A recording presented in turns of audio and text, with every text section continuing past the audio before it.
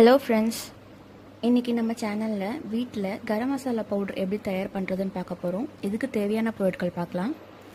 சோம்பு எடுத்திருக்கேன். ஒரு 4 டேபிள் ஸ்பூன் அளவுக்கு சோம்பு எடுத்துக்கோங்க. 100 கிராம் அளவுக்கு பட்டை எடுத்துக்கோங்க. பட்டையை சின்ன சின்ன துண்டுகளாக உடச்சி வச்சுக்கோங்க.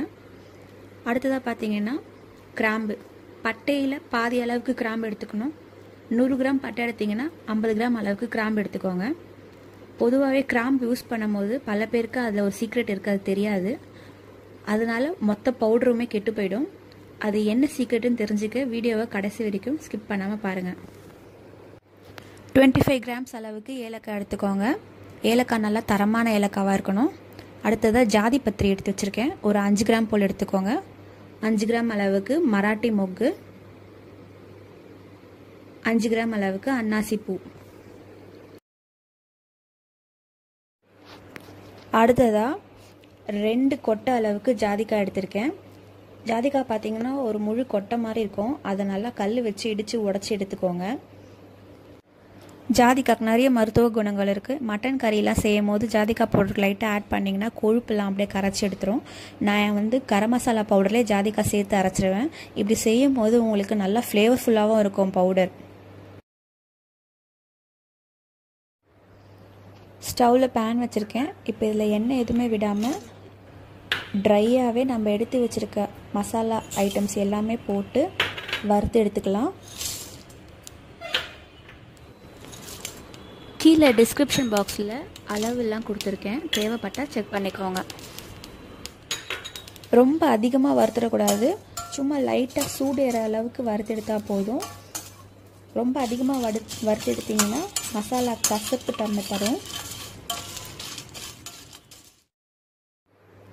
பாருங்கள், ஒரு 1 மினிட் போல் வறுத்துட்டு நான் ஸ்டவ் ஆஃப் பண்ணிட்டேன். இப்போ இதை நல்லா ஆற விட்டுடலாம். ஆறுனதுக்கப்புறமா மிக்ஸர் ஜாரில் போட்டு நல்லா ஃபைன் பவுடராக பொடிச்சு எடுத்துக்கலாம்.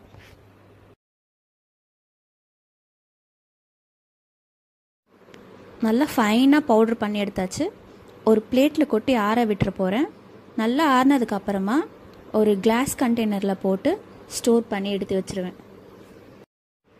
ஸ்டீல் கண்டெய்னர் அல்லது கிளாஸ் கண்டெய்னர் ரெண்டுத்தில் எதுலனாலும் ஸ்டோர் பண்ணிக்கலாம். பட் நல்லா ஏர் டைட்டாக இருக்க கண்டெய்னராக பார்த்து ஸ்டோர் பண்ணுங்கள். இப்படி வீட்லேயே அரைச்சி ஒன்ஸ் ட்ரை பண்ணி பாருங்கள். அப்புறமா நீங்கள் கடையில் விற்கிற மசாலா பவுடர் வாங்கவே மாட்டீங்க. வீடியோ ஸ்டார்டிங்கில் கிராம்பு யூஸ் பண்ணும் போது அதுக்கு ஒரு சீக்ரெட் இருக்குதுன்னு சொன்னேன். அது என்னன்னு பார்த்தீங்கன்னா, நிறைய பேர் கிராம்பு யூஸ் பண்ணும்போது ஒரு சொதப்பல் பண்ணுவாங்க. அது என்னன்னு பார்த்தீங்கன்னா, கிராம்பை மொட்டோடு எடுக்காமல் இந்த மாதிரி மொட்டையாக எடுப்பாங்க. இந்த மாதிரி எடுக்கும்போது கசப்பு தன்மை தரும். அந்த கிராம்போட ஃப்ளேவரே பார்த்தீங்கன்னா அந்த மொட்டில் தான் இருக்குது. ஸோ நீங்கள் கிராம்பு எடுத்து யூஸ் பண்ணும்போது மேலே மொட்டோடு எடுத்து யூஸ் பண்ணிங்கன்னா நல்லா ஃப்ளேவர்ஃபுல்லாக இருக்கும். இந்த வீடியோ உங்களுக்கு பிடிச்சிருந்தா கீழே இருக்க தம்ஸ் அப் பட்டனை கிளிக் பண்ணுங்கள். மேலும் பல வீடியோக்கள் பார்க்க நம்ம சேனலை மறக்காமல் சப்ஸ்கிரைப் பண்ணுங்கள். ஏதாச்சும் டவுட் இருந்தால் கீழே கமெண்ட் செக்ஷனில் கமெண்ட் பண்ணுங்கள்.